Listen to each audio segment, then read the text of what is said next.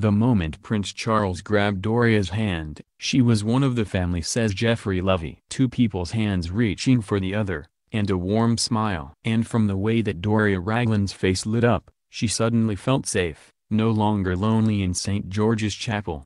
The hand that grasped hers was that of the Prince of Wales. They were going through to the chantry to sign the marriage register. For a moment, as the group moved towards the door, it was clear Meghan's mother, the only member of the bride's family in the chapel, had been momentarily uncertain. She shuffled in her seat. Doria had faced the massed ranks of the royal family across the choir with a quiet dignity. Her poise and her calm were a model of control in utterly strange and difficult circumstances. You can certainly see where Meghan gets her star quality from. And yet Doria's loneliness on the bride's side was brutally obvious, and there was her hand, fluttering, for one uncertain moment, towards Prince Charles. Immediately, his hand reached out towards hers and, in a gesture that seemed to symbolize the joining of two very different families, she held onto it firmly as he gently pulled her into the group.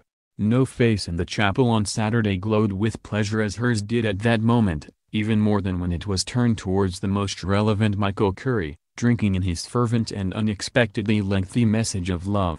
For her, there were tears, too, moments before her daughter entered through the west door to make her solitary progress halfway down the aisle to the top of the nave. Quickly, Doria controlled her emotions. Not easy for her. Indeed, nothing was easy for her last week. As she flew alone to Heathrow on an 11-hour flight from Los Angeles on Wednesday, family discord threatened to overshadow her daughter's big day. Although, of course, it was her ex-husband's side of the family and did not directly affect her. Meghan's personal assistant, Amy Picariello, was at the airport to greet her and take her to Kensington Palace. After that came 48 dazzling hours when Meghan's sole family representative had tea with Prince Charles and Camilla at Clarence House and then with the Queen and Prince Philip at Windsor Castle.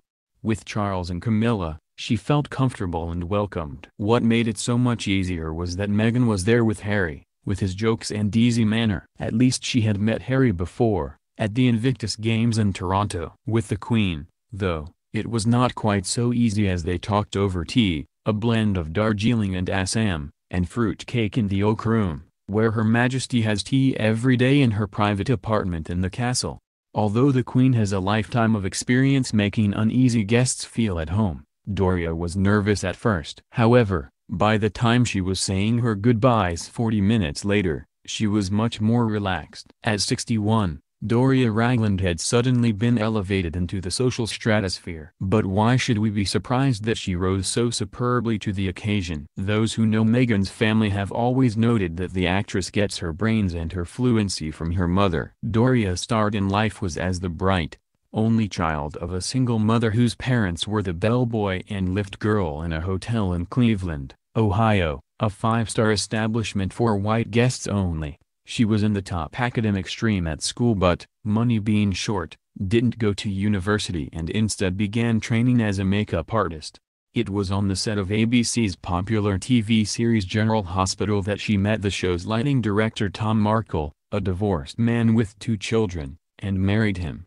Meghan was their only child before they in turn divorced, though amicably, even continuing to go on holidays together. One can only wonder what her ex-husband, apparently unable to be at the wedding because of a recent operation, felt as he watched Doria on the arm of the Prince of Wales. The truth is that Doria has conducted herself with extraordinary dignity since it emerged that her only daughter was marrying the Queen's grandson.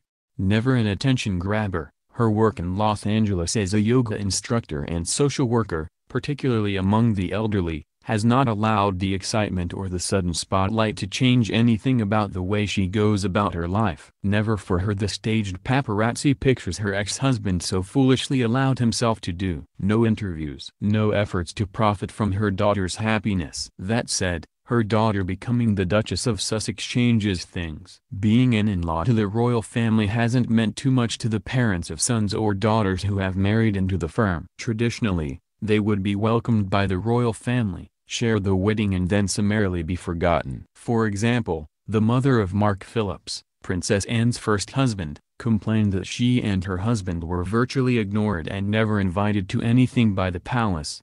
That attitude changed with the arrival of Kate Middleton. Even before she and Prince William married, her parents, Michael and Carol, were regularly extended invitations to royal homes. They have stayed as guests at Balmoral and Sandringham. William has insisted they are included in royal gatherings. They've been guests of the Queen at Royal Ascot, participating in the carriage drive down the course. Harry will want to go the same way, and for royal doors to be as open to Meghan's mum Doria as they are to the Middletons. For now, at least, Meghan's mother will continue to live 5,500 miles away in LA and go to work as normal, so her participation in royal life is hardly likely to be as frequent as Mike and Carol Middleton. But judging by the way she linked arms with Prince Charles on the steps of the chapel, when those embossed invitations come, she'll certainly be able to handle it.